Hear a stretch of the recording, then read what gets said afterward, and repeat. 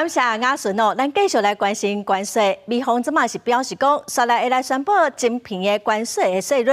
早起，咱的经济部长郭智辉伫立法院嘛强调讲，美方正关心生产地议题，那么已经有提出4个方案，卖严格来处罚咯。违规一案上济是会当罚300万，甚至会来废止业者进出口的资格。美国嘛指出讲，即马有5个国家是签新的贸易协议优先的对象。也毋过哦，其中是无包括咱台湾。也毋过经济部是强调讲，咱个继续会甲美方来谈判。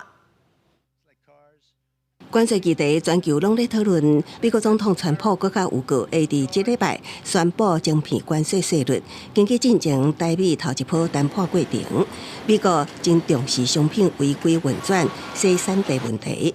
昨日经济部长郭智辉伫立法院备询提出4大方案。集产地的部分，我们第一个对监测进口量就是跟输出美国的这个产品呢做全面的勾稽把它勾稽出来。第二个，当有这个现象的时候，我们从严加罚。政府向全国顶下游业者宣示，担负起反倾销、反生产地运动。也毋过同一个时间，外国媒体报道，美国财政部长贝森特将韩国、英国、澳洲、印度甲日本列为签订新贸易协议的优先对象。外界关注台湾谈判进度，敢是互放伫边啊？我们已经先确定我们要谈什么，日本啊、韩国他们还没有，所以他们第一波也是，所以我们算是还领先这第一波的5个了，对不对？应该是这个样子啊。我们在4月11号他们谈的部分呢，大概就谈对等关税、谈非关税贸易障碍、出口管制等多项的议题。具体的，请问我们的880亿是否会加码？